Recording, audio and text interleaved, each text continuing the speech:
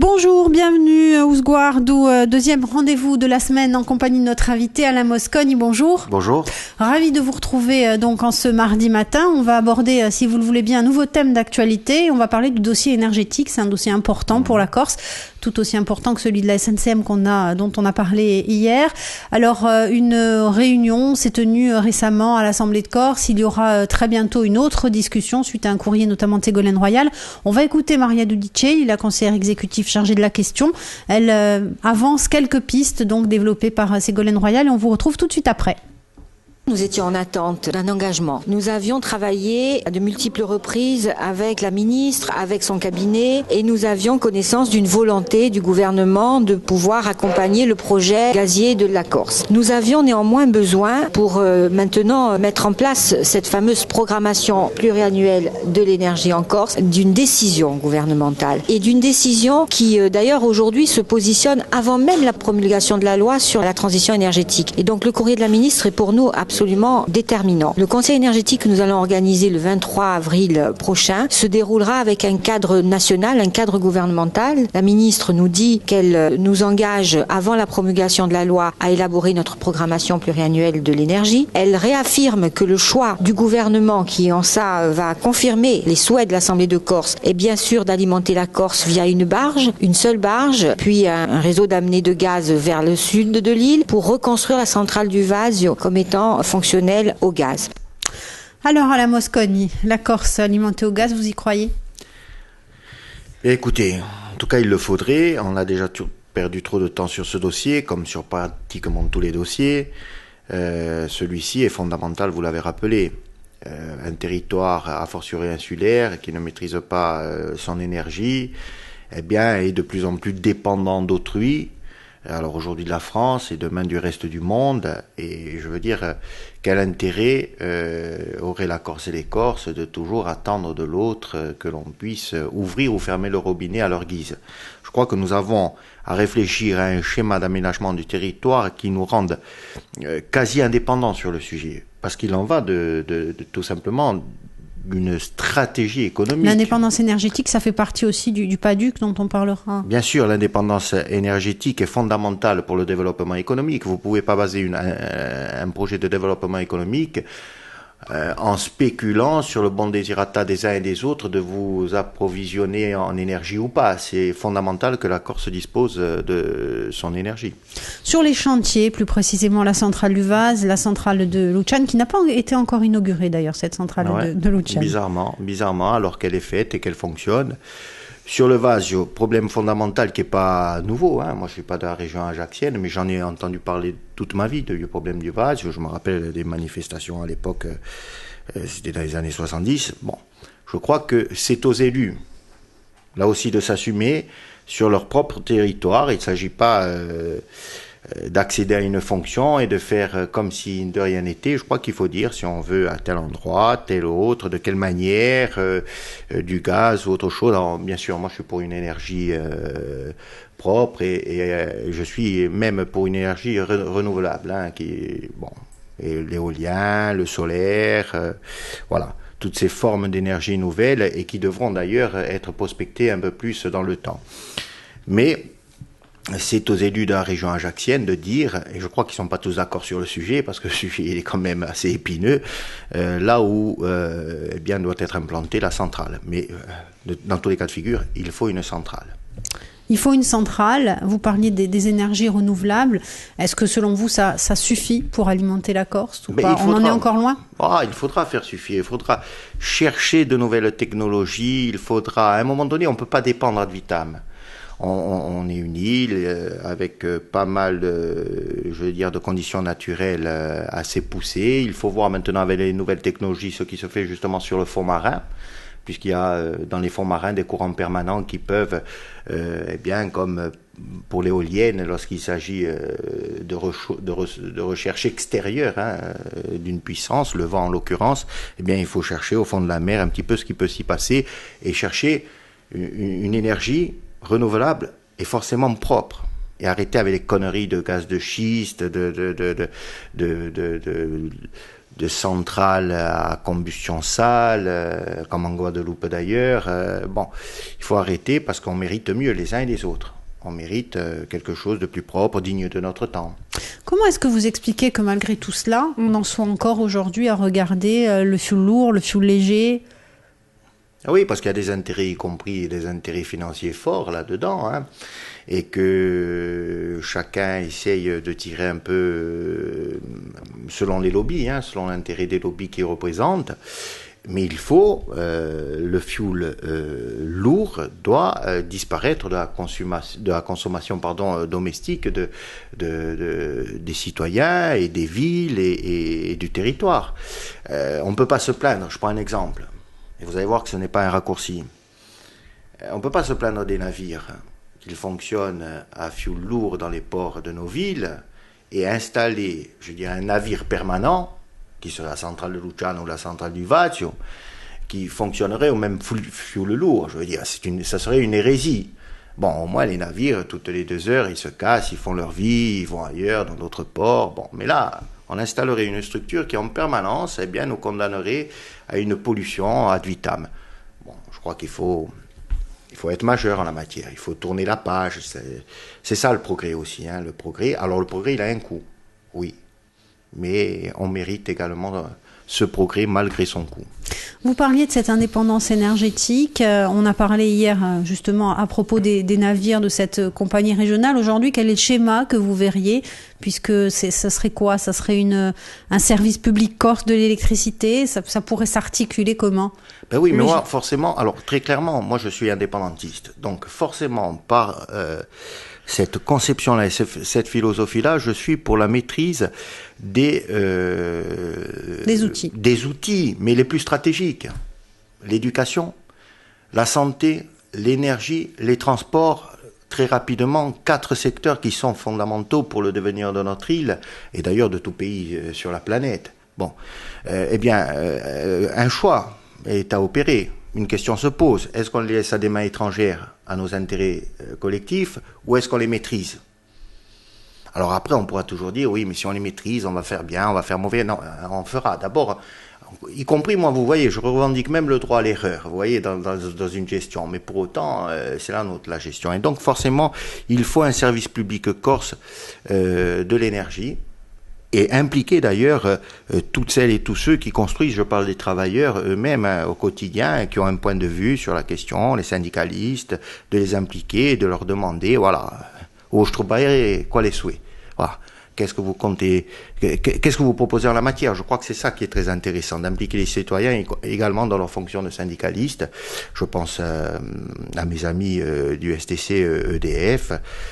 Ils ont des choses très intéressantes à dire sur le sujet, sur la maîtrise. Hein. Et je pense que ça serait bien qu'ils soient dorénavant impliqués et sollicités dans tous les projets, toutes les réflexions.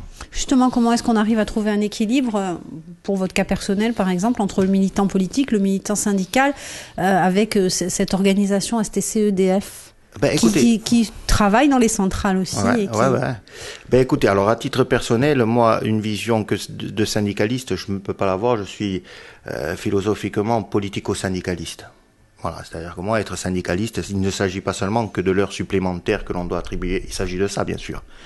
Mais il s'agit également de réfléchir sur le thème sociétal, la question sociétale et la Corse de demain. Pour moi, la Corse de demain, elle est socialement juste, libre et indépendante. Voilà, grosso modo, la Corse à laquelle je crois. Bon, après, chacun au sein du STC a des approches qui sont, vous savez, c'est pas, vous l'avez bien compris, c'est pas un monolithe, hein, le STC. Hein, oui, on l'avait bien. Voilà, donc. On l'avait bien vu ces derniers mois aussi. Voilà, exactement. Il y a des courants de pensée différents et il y a effectivement des gens. Mais je crois que sur la question de la maîtrise de l'énergie par la Corse et pour la Corse, je crois que c'est un thème, je prends pas tout de risque en le disant, qui fait l'unanimité. Vous étiez pour le barrage de Rizzanese ?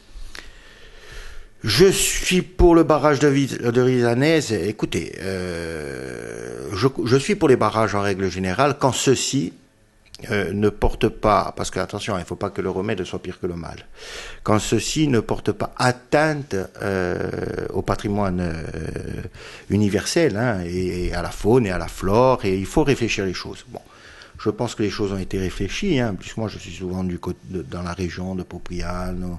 Bon, j'entends des gens qui me laissent penser que c'est plutôt une réussite. Alors, je ne vais pas prendre trop de risques dessus, je ne connais pas assez le sujet, mais par principe, je suis pour que l'on puisse créer des retenues d'eau quand celles-ci sont pertinentes, justifiées et qu'elles ne sont pas une hérésie écologique. Merci beaucoup Alain Moscogne. On va se retrouver demain pour un nouveau thème d'actualité. À demain. Bonjour, bienvenue, nous retrouvons Alain Moscogne, bonjour. Bonjour. Un nouveau thème d'actualité qui se profile à l'horizon ce matin. On va parler des élections départementales qui ont eu lieu en Haute-Corse, en Corse du Sud, avec le redécoupage que l'on sait, avec les fameux binômes également. Et puis on va parler de ces élections départementales, mais disons pas véritablement sur les résultats, sur ce que ça a occasionné, notamment à la ville de Bastia et à la majorité municipale. On a vu que suite à ces élections, c'est un petit peu éclaté, notamment entre Gilles Simeoni et François Tatte. On va écouter justement Gilles Simeoni commenter l'attitude de François Tatte suite à ces départementales et on vous retrouve tout de suite après. Cela a commencé avec la séquence électorale et le refus de François Tatte de signer l'accord cantonal que les 3 autres membres de la majorité municipale ont signé, accord cantonal autour de 2 dispositions fondamentales. La première relative à notre refus réitéré d'un certain nombre de pratiques et de dérives qui ont malheureusement caractérisé le fonctionnement du Conseil général depuis de trop nombreuses années. Donc refus de François Tatte de signer cet élément de l'accord. Et deuxième élément, la volonté réaffirmée de décider ensemble, de façon collégiale, au sein de la majorité, des positions à prendre après le 2e tour au niveau des élus de l'Alliance municipale. Et je dirais que ce qui s'est passé le soir des élections, où il est allé bien au-delà d'une visite de courtoisie fêter la victoire de l'ancienne majorité départementale sans en prévenir ses partenaires de la majorité municipale, a été la confirmation a posteriori que son refus de signer l'accord était en fait l'expression d'une divergence politique majeure. Alain Moscogne, l'union municipale n'aura été, semble-t-il, que de courte durée. Je ne sais pas, il faut voir. Il faudra voir dans les prochains jours, mais ça part mal, vous avez raison de le souligner. En même temps, est-ce une surprise ? Moi, je ne tombe pas de ma chaise. Je pense que les démarches hétéroclites n'ont pas vocation à être pérennes. C'était une démarche hétéroclite, qui a eu quand même, je dirais, le bon sens de faire tomber une dynastie, en l'espèce celle des Zuccarelli sur Bastia. C'est très bien. C'est très bien politiquement, sinon bien entendu je n'ai rien contre les Zuccarelli, mais bon, politiquement, avec ce qu'incarne la famille Zuccarelli, bien évidemment c'est très bien. Mais aujourd'hui, il semble que ce mécanisme qui consiste à agglomérer des gens qui ne sont pas d'une même famille, d'une même origine philosophique, ça ne vaut qu'un temps. Ça ne vaut qu'un temps. Alors est-ce que nous sommes arrivés au bout d'un processus à Bastia ? Ça en a tout l'air. Est-ce qu'il faudra renouveler de telles expériences ? Vous savez, par nature, moi je suis quelqu'un qui cherche la convergence. Pour autant, la convergence, ce n'est pas la transversalité absolue. Ce n'est pas tout ce qui se profile à l'horizon. Ce n'est pas on part du bras gauche à son extrême et on balaye jusqu'à son bras droit à son extrême. C'est à un moment donné, il y a des convergences. D'abord, pour moi, elles doivent exister, ces convergences, dans la famille, notre famille d'origine. Celle de Gilles, moi-même, c'est une famille d'origine. C'est la famille nationaliste. À mon avis, il faut partir de là. Puis après, il existe des progressistes en Corse et il faut agglomérer autour d'un programme des progressistes. Mais lorsque l'on part d'une gauche nouvellement progressiste, je parle de Tatte, je dis nouvellement progressiste, parce que quand même, quelques décennies au service des Zuccarelli. Bon, alors, je veux bien qu'on évolue, et c'est très bien, et félicitations M. Tatte, mais bon, on reste en politique, je ne suis pas trop dupe non plus, on ne passe pas du républicain acharné au grand progressiste qui veut la Corse émancipée. Il y a un grand canyon, c'est même pas un fossé. Donc, je pense que ces genres de combinaisons ont leurs limites. Vous êtes d'accord avec Gilles Simeoni qui critique assez vertement la gestion du Conseil général de Haute-Corse ? Il doit avoir des éléments pour le faire. S'il le fait, il doit avoir des éléments pour le faire. De toute façon, à titre personnel, moi, les conseils généraux de Corse doivent disparaître. Moi, je suis pour une entité unique, hein, une assemblée digne de ce nom. D'ailleurs, pour moi, vous pensez bien qu'en tant qu'indépendantiste, je suis pour une assemblée qui légifère en tout domaine. Voilà. Donc, ça veut dire une assemblée qui s'assume et qui fait la loi chez elle. Voilà. On en est encore à quelques années-lumière, mais bon, pour autant, les conseils généraux, c'est quelque chose qui incarne un petit peu le passé, hein, et qui sont obsolètes. En plus, ils n'ont jamais été pertinents, ils ne se sont jamais justifiés. Deux conseils généraux pour 300 000 habitants, ça fait rire, quoi. Il y en avait un à gauche au nord, à droite au sud, on satisfaisait tous les clans de Corse, et voilà, c'était un acte politique, hein, c'était l'État central, le colonialiste français, qui mettait en place un outil pour répondre aux besoins autocolonialistes sur place. Voilà. Ça sous-entend forcément donc la gestion, la majorité de Pojagobi, et est-ce que selon vous, ça peut avoir des conséquences aussi pour les futures alliances territoriales notamment ? Alors, bien malin qui pourra dire aujourd'hui ce que seront les alliances de demain au territorial. Bien malin celui qui pourra le dire, parce que tous les jours, j'ai l'impression qu'il y a un pas en avant, deux pas en arrière, que les choses sont très instables de ce point de vue-là, et c'est vrai pour toutes les familles politiques d'ailleurs, hein. Ça, alors c'est consensuel. Hein. Ça, l'instabilité politique est d'une transversalité absolue et traverse tous les courants politiques. Qu'est-ce qu'il en sera demain, je ne sais pas, mais Paul Jacob, à mon avis, il a des alliés, c'est certain, mais il n'a pas que, hein, il a fait des mécontents ces derniers temps. On a vu que sa majorité sa majorité régionale plutôt aussi, elle est assez... Ben oui, bon, il doit bien compter, hein, je lui fais confiance, mais bon, est-ce que, vous savez, des fois les calculs sur un coin de table comme ça deviennent des calculs d'apothicaire, voilà. Et au moment de passer dans l'isoloir et aux urnes, ils ne sont plus rien. Donc bon, à lui de voir. Mais c'est lui, il s'engage dans ses responsabilités et ses choix. Quel peut être le rôle d'une entité telle que la vôtre, d'une entité STC, avec, vous nous l'avez dit aussi, des militants syndicalistes, mais qui sont avant tout politico-syndicaux dans ce débat territorial ? Ben écoutez, moi j'espère, je souhaite fortement que le STC il ait une position par rapport à ce débat territorial, qui s'implique, qu'il dise la Corse à laquelle il croit, la Corse qu'il veut. Je souhaite d'ailleurs qu'il n'attende même pas. Et j'aurais souhaité qu'on le fasse depuis ces quelques années. Si je dis j'aurais souhaité qu'on le fasse depuis quelques années, c'est qu'à mon avis on ne l'a pas fait. Voilà. Bon, il faut un petit peu se regarder dans la glace, et que donc je pense que le STC, il a une vocation majeure en Corse. Il ne peut pas être une CGT bis, il ne peut pas être la CFDT, il est le STC. Il doit impulser une dynamique et dire ce qu'il veut, en termes notamment de libération nationale, puisque c'est dans ses statuts, hein, donc j'aimerais bien un petit peu entendre en la matière, libération nationale, ce que le STC nous a à nous dire, mais enfin, pour l'heure, j'ai du mal à entendre. Vous pourriez être présent sur une liste ? Non. En tout état de cause, non. Ce n'est pas à l'ordre du jour et ce n'est pas mon choix. Moi, je suis syndicaliste. Aujourd'hui, je me bats pour que la Corse dispose de ses transports maritimes, entre autres. C'est un de mes combats. Mais c'est pas le seul, mais bon, voilà. J'ai autre chose à faire. On vous sent sur le point de vue du STC, c'est vrai qu'on l'a suivi ces derniers mois, il y a quand même deux courants au sein du syndicat, on a l'impression. Non, mais c'est pas une impression, c'est une réalité. C'est une réalité, il y a deux courants de pensée, voilà, ça fait partie de la vie, ça fait partie aussi de la démocratie, même si certains ont le mal à l'accepter.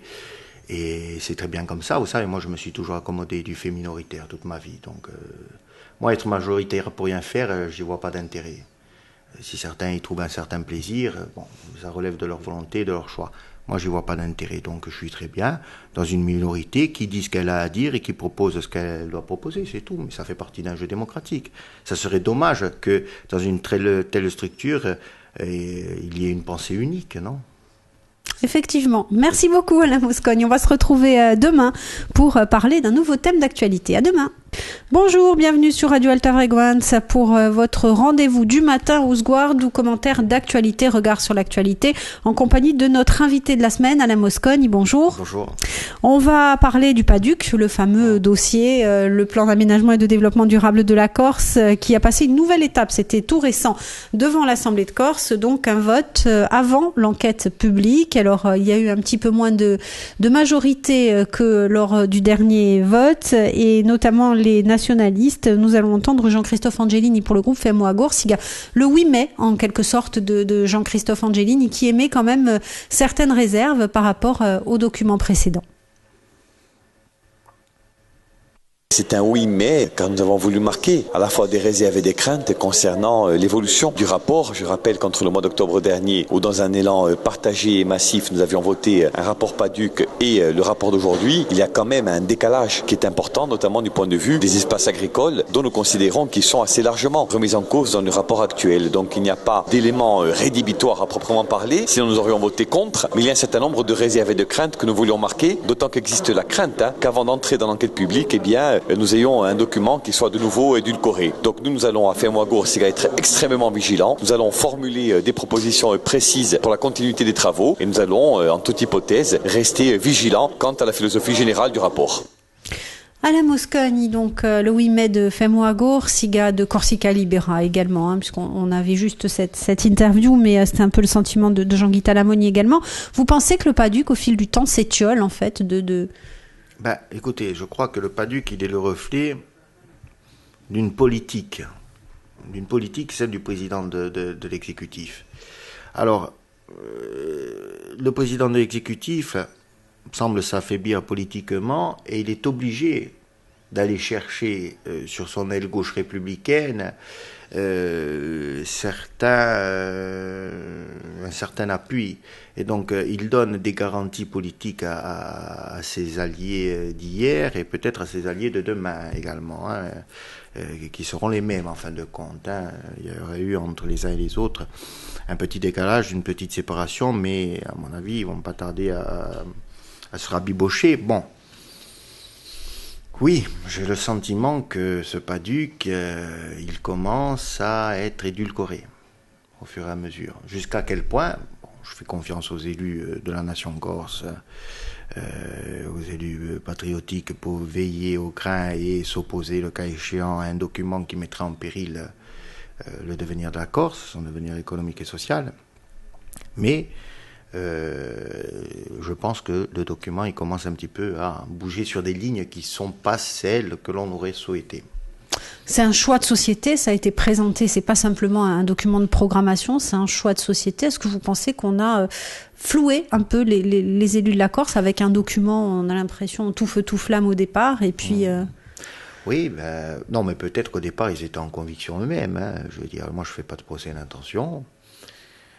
Sauf qu'à la sortie, il y a un document qui n'est plus tout feu, tout flamme et qui abandonne un petit peu, alors je dirais l'esprit révolutionnaire, bien sûr, entre guillemets, c'est pas le petit livre rouge non, l'esprit révolutionnaire, noustral, je dirais, où on décidait de manière claire à imposer de certaines règles, notamment contre la spéculation immobilière, où on donnait certaines garanties à l'agriculture. Bon, c'est ça, c'est le choix de société en fin de compte. Quel type de développement économique pour la Corse?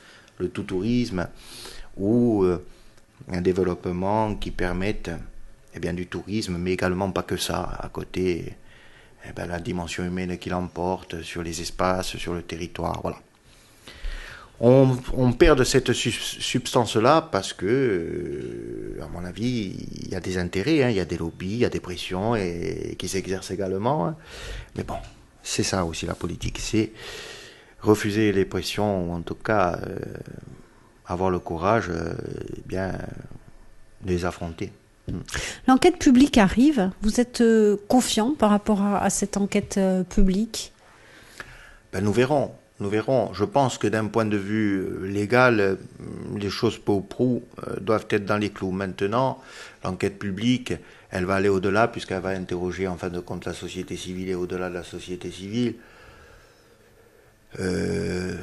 Bon, moi je pense si l'enquête publique, par exemple, ne va pas dans le sens du choix de société voulu par notamment les élus nationalistes, ça veut dire que c'est peut-être pas de cette société-là que les gens veulent? Non, vous avez parfaitement raison, ça voudrait dire cela. Ça voudrait dire cela. Mais moi je fais confiance à ceux qui veulent convaincre.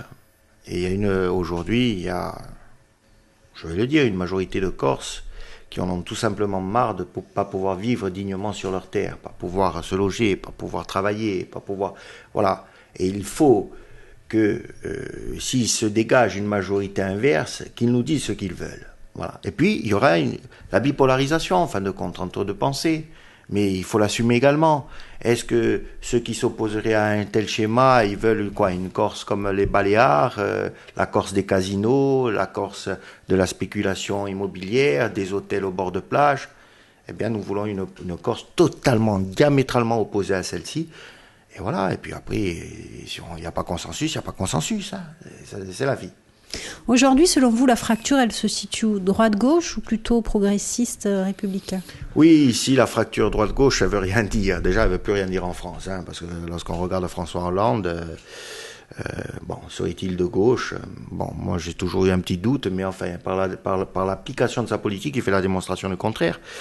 Donc, ici, c'est plutôt le débat progressiste républicain. Je crois qu'on en est là. Alors, bizarrement, hein, c'est comme ça, il y a des progressistes de gauche. À ma grande surprise, il y en a aussi de droite. Et puis, il y a les républicains de gauche et les républicains de droite. Bon, voilà. Et c'est dans ce cafouillage politique que l'on doit, à un moment donné, justement, dessiner les alliances de demain. Mais c'est pas sur des clivages de lutte de classe, c'est pas sur des clivages gauche-droite au sens premier du terme. Ici, c'est d'autres rapports.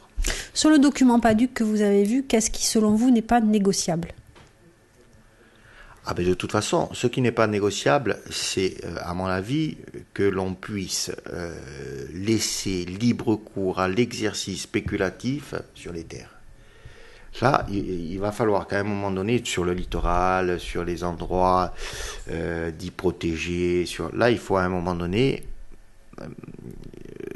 que la démocratie l'emporte. Le PADUC, c'est un document voté par des élus, il incarne la règle. Si ça marche pas, que reste-t-il? Voilà, bon, attendez. Je constate que le FLNC, il y a un an, a déposé des armes et il a eu la sagesse de vouloir passer à autre chose. Bon, mais si à un moment donné, rien ne va, que reste-t-il aux Corses, si ce n'est pour se faire respecter, eh ben, de se donner les moyens qu'ils entendent bon à leur devenir. Et comme la phrase consacrée, vous savez, qual sia maniera. Voilà, quelle que soit la manière. Parce qu'à un moment donné, on ne va pas se battre pour que les générations futures ne puissent plus aller à la plage de l'Auze, à la plage... voilà, et ça nous appartient, c'est notre patrimoine collectif. Il faut arrêter de manière ferme et définitive la spéculation telle qu'on l'a connue ces 10 dernières années. C'est monstrueux. Merci beaucoup, Alain Moscogne. On va se retrouver demain pour notre dernier rendez-vous de la semaine. À demain. À demain. Bonjour, ravi de vous retrouver pour ce dernier rendez-vous de la semaine. Alain Moscogne est toujours avec nous. Bonjour. Bonjour.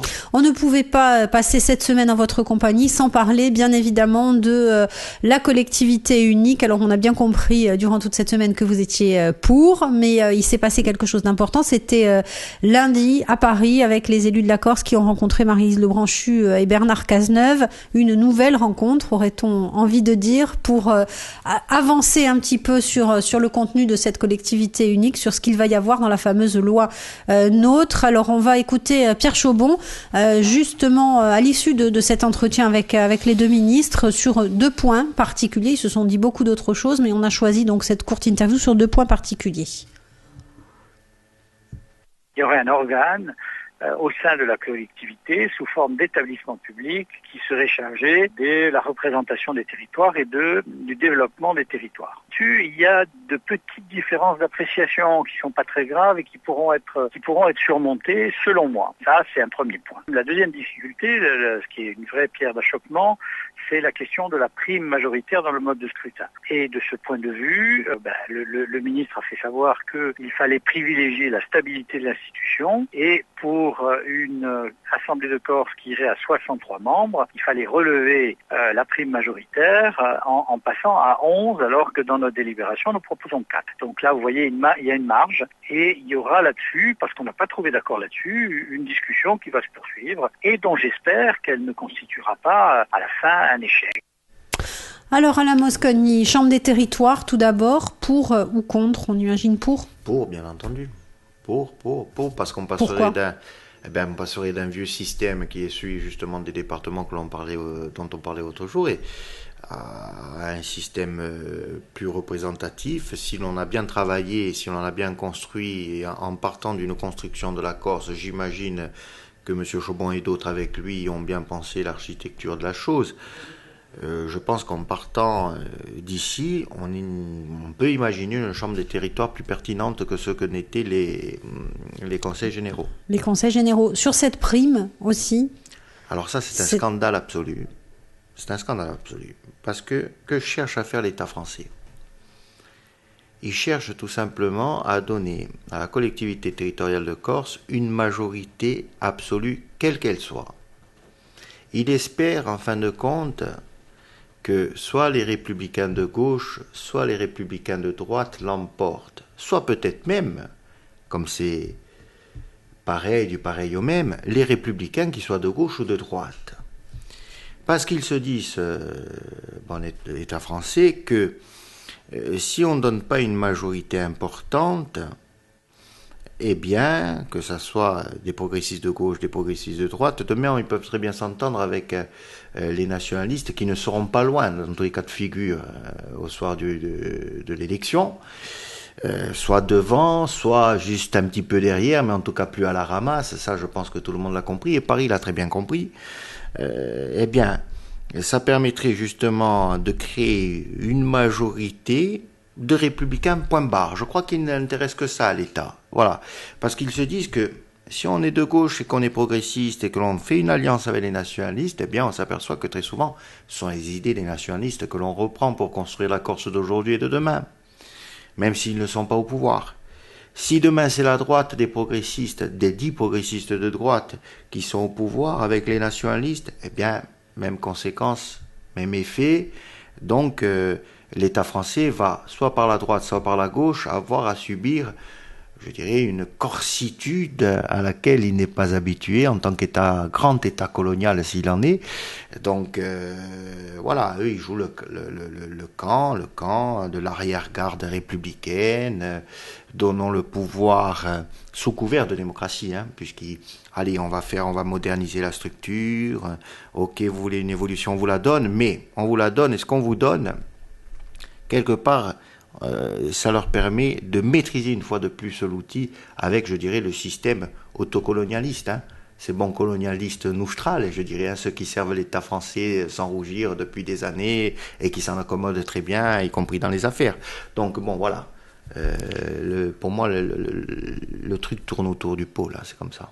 Est-ce que c'est pas donner de l'eau au moulin de ceux qui sont contre la suppression de ces départements et qui disent, en fait, il va y avoir, plutôt que d'avoir 3 entités avec peut-être 3 pouvoirs différents, il va y avoir un super pouvoir à la collectivité territoriale de Corse?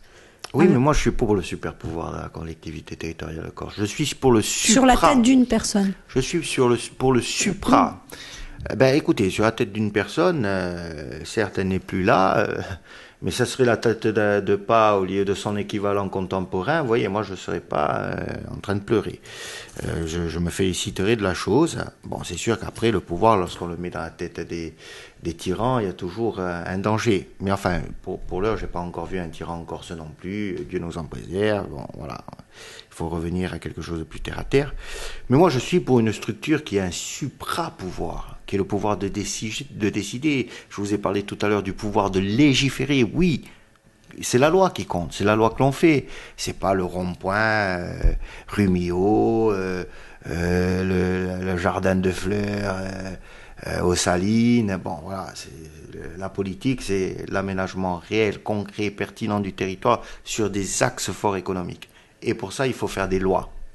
Donc moi, c'est à ce genre de structure-là que je crois. Alors, là, pour répondre à votre question, ceux qui disaient tout tremble, rien ne bouge, il n'y a que le statu quo qui puisse prévaloir, ils commettent une erreur. Alors justement, lors de la visite de Bernard Cazeneuve à l'Assemblée de Corse, il a effectivement voulu mettre en place cette collectivité unique qui avance. Est-ce que ça n'a pas été une sorte de leurre, c'est-à-dire je vous donne la collectivité unique, mais on ne discute plus de la co-officialité, on ne discute plus d'autres choses, ou vous pensez que c'est un début pour vous ? Non, mais alors là, si vous me parlez avec des formes très appropriées d'une espèce de confiance que l'on pourrait donner aux tenants du pouvoir de l'État colonial français, moi, j'y crois pas un seul instant. Je crois pas au ministre parisien, je crois pas à l'État français, je crois pas à la logique jacobine, je crois pas à l'État-nation tel qu'elle est incarnée par la République française, je crois pas à ce modèle qui, dans tous les cas de figure, est d'un autre temps. Moi, je suis pour une Europe fédérale et je suis contre une France dominante. De toute façon, par principe, je suis contre les relations de dominant à dominé. Voilà. Est-ce que un ministre, quel qu'il soit, Cazeneuve, Dupont demain ou Tartampion après-demain, vienne en Corse et nous dire, sans aucun rapport de force, sans que nous l'ayons exigé, soit par les urnes, soit par la rue, soit par la lutte, un processus d'émancipation, a fortiori l'autodétermination, mais c'est tout simplement un rêve, un doux, bien sûr, mais un doux rêve. Et donc il ne faut pas y croire. Donc n'attendons rien de l'État français, parce que si on doit avoir des avancées, il faut lui arracher. C'est par principe, c'est comme ça que ça marche avec eux. Ils sont encore dans des logiques très dominantes, de domination, on le voit dans leur politique étrangère. Puis ils incarnent les grandes valeurs des droits de l'homme, la République. Alors au nom de ça, bien souvent, ils viennent te dire ce que tu as à faire chez toi, quoi. Voilà. Donc, je ne crois pas un seul instant. Sur cette collectivité unique, et pour conclure, on va parler du volet social, notamment des salariés des deux départements qui, notamment dans le Sud, ont manifesté un certain nombre d'inquiétudes. Qu'est-ce que vous avez à leur dire aujourd'hui ? De toute façon, qu'ils manifestent leur inquiétude, qu'ils fassent savoir leur mécontentement, qu'ils s'organisent de manière la plus large possible et qu'ils imposent des garanties quant à leur devenir social, quant à leur statut, quant à leur emploi. Parce que vous savez que cette revendication, c'est au départ une revendication nationaliste, l'évolution institutionnelle. Bon, mais les nationalistes, ils n'ont jamais dit qu'il fallait une évolution institutionnelle pour envoyer les gens pointer à Pôle emploi. Voilà. Donc, il faut que les gens qui travaillent dans les conseils généraux puissent s'organiser et faire valoir leurs droits au travail. D'une manière ou d'une autre, il est hors de question de les précariser. Et bien évidemment, j'apporte une solidarité inconditionnelle à leur endroit et les encourage forcément à s'organiser. Merci beaucoup, Alain Moscogne, d'avoir pris le temps de venir sur notre plateau passer cette semaine. C'était un plaisir. On rappelle que cette émission, elle est rediffusée et elle est surtout disponible en podcast audio et vidéo sur le www.alta-frequenza.com. À bientôt. À bientôt.